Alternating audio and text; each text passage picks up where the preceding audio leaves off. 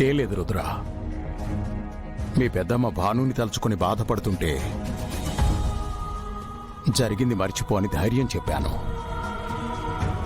కానీ భాను బాగా గుర్తొస్తున్నాడు రుద్రా. తను ఉండుంటే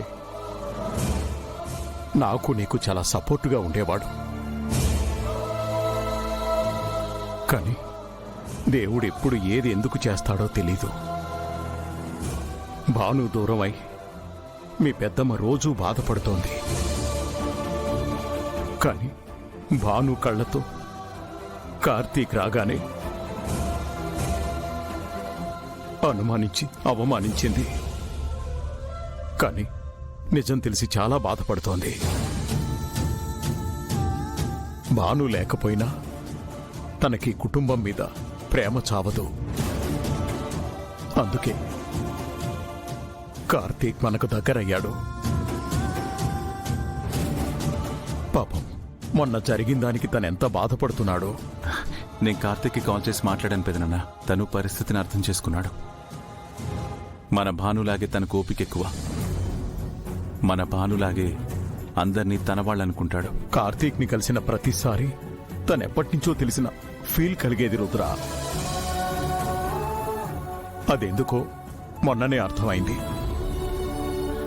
కార్తీక్ కళ్ళల్లో కనిపించి భాను ప్రేమి అందుకు కారణం. రుద్రా, నా కార్తీక్ని కలవాలనుందిరా. తన కళ్ళను చూడాలరా. కాదు కాదు, తన కళ్ళల్లో భానుని చూసుకోవాలి. అయితే సూపర్ మార్కెట్కి వెళ్దాం పెదనన్న. కార్తీక్ అక్కడే ఉంటాడు. కానీ తన్నెలా ఫేస్ చేయాలో అని గిల్టీగా ఉందిరా. కార్తీక్ అలాంటివేవి మనసులో పెట్టుకోడు పెదనన్న. మీరు కనపడగానే ఎప్పట్లాగే ఆత్మీయంగా మాట్లాడతాడు. శకుంతల, ఎక్కడికి బయలుదేరావు? మనసేం బాలేదండి. గుడికెళ్తేనైనా కాస్త ప్రశాంతంగా ఉంటుందని. సరే, నేను నీతో వస్తాను పద. వద్దండి, నేను వెళ్ళొస్తాను. మీరు రెస్ట్ తీసుకోండి. సరే, జాగ్రత్తగా వెళ్ళిరా. పెదనాన్న, పెద్దమ్మ కూడా బయటకు వెళ్ళిపోయారు. పదండి, మనం సూపర్ మార్కెట్కి వెళ్దాం.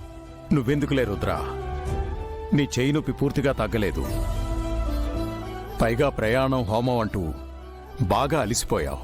నువ్వు రెస్ట్ తీసుకో, నేను అలా వెళ్ళొస్తాను. నా చేయికి ఏం కాలేదు పెదనాన్న, బానే ఉన్నాను. పదండి వెళ్దాం. నువ్వు ఇంట్లో ఉంటే మీ పెద్దమ్మ త్వరగా గుడి నుండి వచ్చేసినా ఏదో ఒకటి చెప్పి మేనేజ్ చేయగలవు.